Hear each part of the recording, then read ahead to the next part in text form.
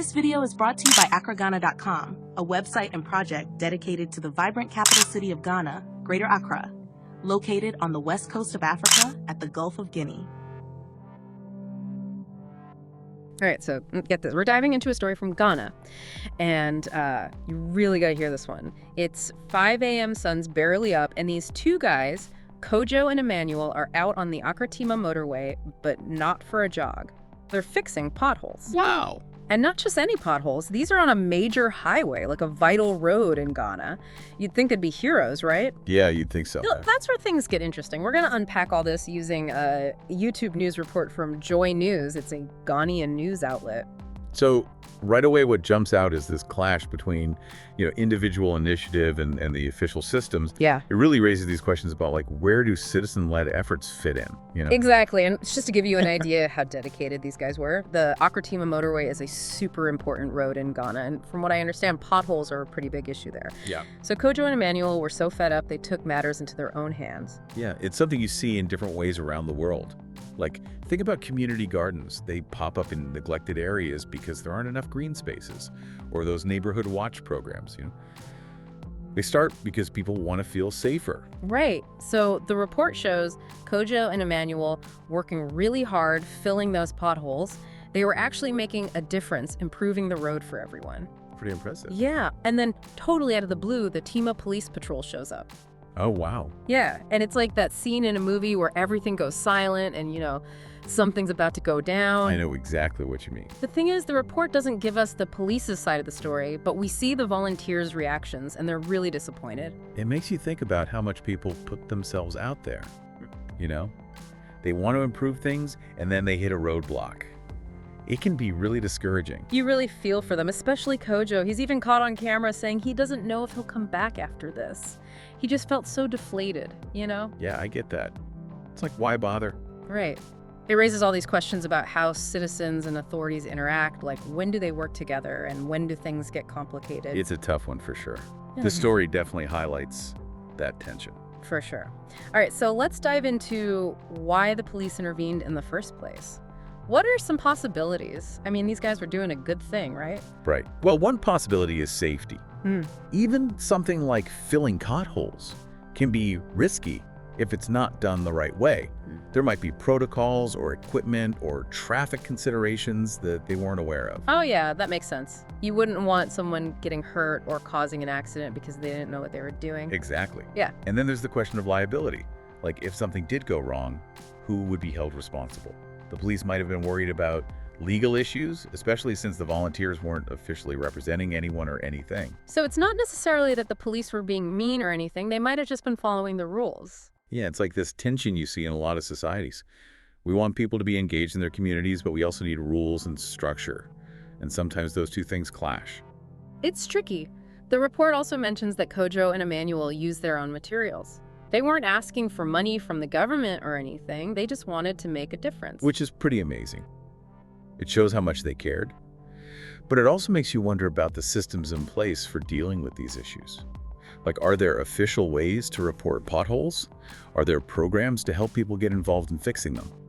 I don't know, but those are good questions. Because if it's hard to do things the right way, then it's understandable why people would just take care of it themselves. Absolutely. This brings us back to the bigger picture of civic engagement. It's not just about what individuals do, it's about the systems that either help or hinder them. It's about creating an environment where people feel empowered and supported. So how do we do that? How do we bridge that gap between what people want to do and how things are officially done? Well, communication is key. People need clear and easy ways to report issues and give feedback and connect with authorities. So something like a simple process for reporting potholes, or maybe a website where people can suggest solutions or volunteer? Exactly. And it's not just about having those options. It's about making sure they actually work. People need to feel like they're being heard. Yeah, because if you keep hitting a wall, you're going to give up eventually. Exactly. And that's where people get disillusioned. They start thinking, what's the point? Nobody cares anyway. This reminds me of those times I see a problem in my neighborhood, like a broken streetlight or a park that's a mess. And I think somebody should do something about that, but then I hesitate. Why is that? What stops you? I think it's a few things.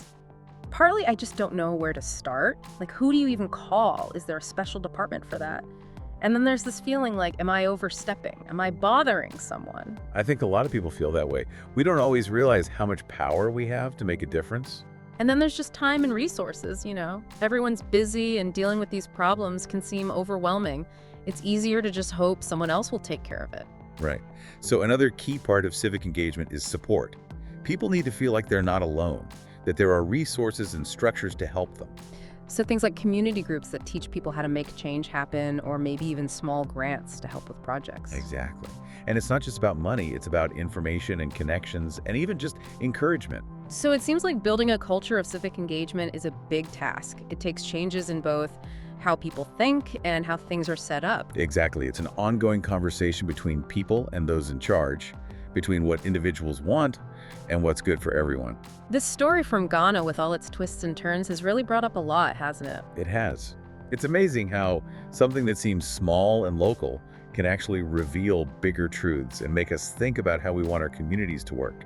It really shows how everything is connected. Like even filling potholes can spark a bigger conversation about responsibility and rules, and finding that balance between individual action and what's good for everyone. For sure.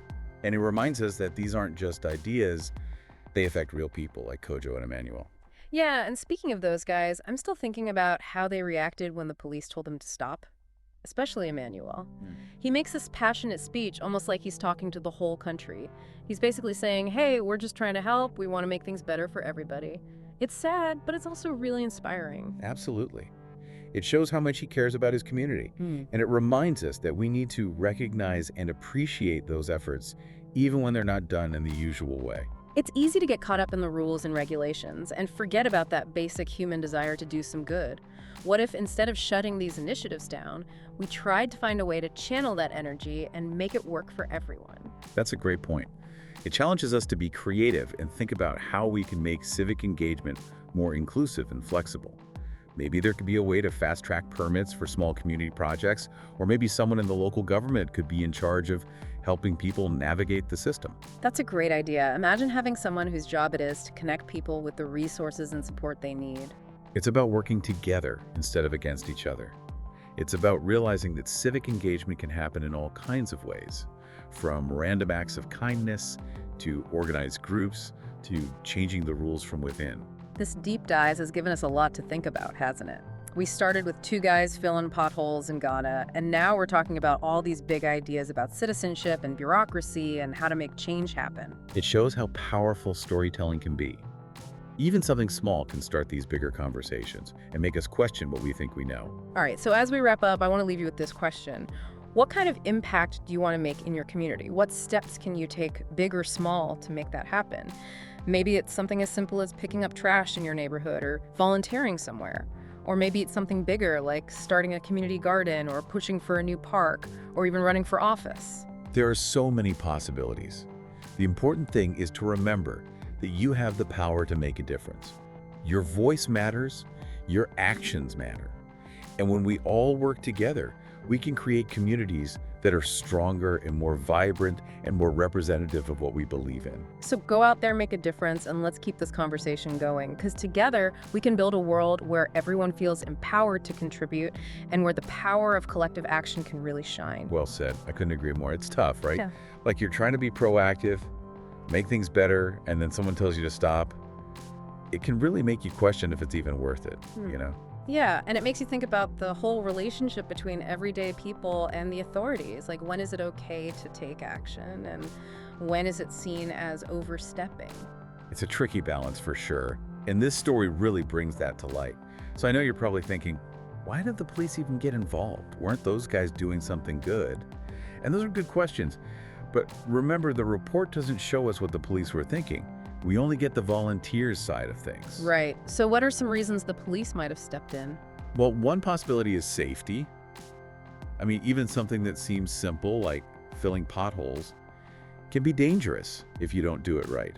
There might be rules about equipment or traffic or things like that that the volunteers didn't know about. Yeah, that makes sense. You wouldn't want someone getting hurt or causing an accident just because they were trying to be helpful. Exactly.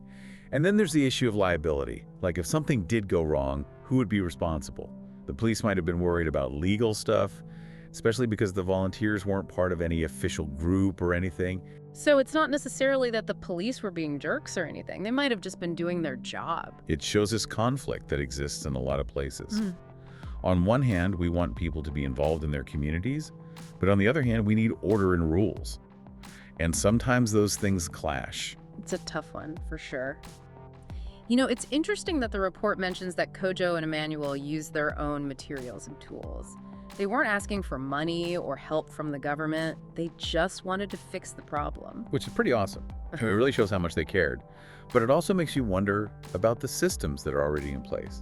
Like, is there a way to report potholes officially? Are there programs that encourage people to get involved in fixing things like that? Yeah, I don't know. Those are good questions, because if those things don't exist or if they're really difficult to use, then it makes sense why people would just try to fix things themselves. Exactly. And this brings us back to that idea of civic engagement. It's not just about what individuals do, it's also about the structures that either help them or make things harder. It's about creating an environment where people feel like they can make a difference and that their contributions are valued. So how do we do that? How do we bridge that gap between what people want to do and how things are supposed to be done? Well, communication is huge. There needs to be clear and easy ways for people to report problems, give feedback, and connect with the people in charge. So maybe something like a streamlined system for reporting potholes, or even a website where people can suggest solutions or volunteer their time. Exactly. And it's not just about having those channels, it's about making sure they actually work. People need to feel like they're being heard, that their input matters. Because if you keep running into roadblocks, eventually you just give up, right? Right. And that's when people start to feel disillusioned. Like, what's the point? Nobody cares anyway. You know, it's funny because this makes me think about all those times I see something wrong in my own neighborhood, like a street light that's out or a park that's trashed. And I think someone should really do something about that, but then I don't. Why not? What holds you back? I guess it's a few things. I'm not always sure where to even start. Like, who do you call for something like that? Is there a specific department? And then there's this feeling of like, am I overstepping? Should I just mind my own business? I think a lot of people feel that way. Yeah. We underestimate our own ability to make a difference. And then there's just the reality of time and resources, you know? We're all busy, and trying to fix these things can seem overwhelming. It's easier to just hope someone else will take care of it. Which leads us to another important part of civic engagement support. People need to know they're not alone, that there are resources and help available. So things like community groups that offer training or guidance on how to effectively advocate for change, or maybe even small grants to support those efforts. Exactly. And it's not just about money, it's about access to information and connections, and even just encouragement from others. So it sounds like creating a culture of civic engagement is a pretty big task. It involves changing both individual mindsets and the systems that are in place. For sure. It's an ongoing conversation between the people and the authorities, between what individuals want and what's best for everyone. This whole story from Ghana, with its unexpected twists and turns, has really opened up a can of worms, hasn't it? It has. And I think that's what's so powerful about these seemingly small events. They can reveal bigger truths about how things work and spark important conversations about how we want our communities to function. Yeah, it really makes you think about how everything is connected. You know, how even something as simple as filling potholes can lead to a bigger conversation about responsibility and rules and how to find that balance between what individuals do and what's good for the whole community. Absolutely. And it reminds us that we're not just talking about abstract ideas here. These are real issues that affect real people, like Kojo and Emmanuel. Right. And speaking of those guys, I keep thinking about their reactions when the police told them to stop, especially Emmanuel. He gives this really passionate speech, almost like he's talking to the entire country, you know? Yeah, it's powerful. He's basically saying, look, we're just trying to help. We want to make things better for everyone. It's kind of heartbreaking to watch, but it's also super inspiring. It definitely is. It speaks to that deep sense of responsibility to your community, that belief that we all have a part to play in making things better. And it's a good reminder that we need to recognize and appreciate those efforts, even when they come in unexpected ways. It's true. It's so easy to get caught up in the rules and regulations and the what-ifs and forget about that basic human desire to do good. What if instead of immediately shutting down these kinds of initiatives, we tried to find ways to channel that energy and enthusiasm in a way that works for everyone? I like that. It challenges us to think outside the box and be more creative about how we approach civic engagement. Maybe there could be a way to fast-track permits for low-risk community projects, Or maybe there could be a specific person in local government whose job it is to help people navigate the system and make their ideas a reality. I love that idea. Imagine having someone who's dedicated to connecting people with the resources and support they need. It's all about fostering collaboration, citizens and authorities working together as partners instead of being at odds. And recognizing that civic engagement can take so many different forms, from these spontaneous acts of service to organized community initiatives to even advocating for changes within the existing systems. This deep dive has really given us a lot to think about, hasn't it? We started with these two guys filling potholes in Ghana, and now we're talking about all these bigger issues of civic responsibility and navigating bureaucracy and the potential for creating systems that are more empowering and collaborative. Yeah, it's pretty amazing how one small event can spark such a wide-ranging conversation. It's a testament to the power of storytelling and how it can challenge us to re-examine our own assumptions about the world. So as we wrap up this deep dive, I want to leave you with this. What kind of impact do you want to make in your community? What steps can you take, big or small, to make that vision a reality? It could be something as simple as picking up trash in your neighborhood or volunteering at a local organization. Or maybe it's something more ambitious, like starting a community garden or advocating for a new park or even running for office. The possibilities are endless. The most important thing is to remember that you have the power to make a difference. Your voice matters. Your actions matter. And when we all work together, we can create communities that are more vibrant, more resilient, and truly reflect our shared values. So go out there, make your mark, and let's keep this conversation going, because together we can build a world where everyone feels empowered to contribute and where the power of collective action can really shine.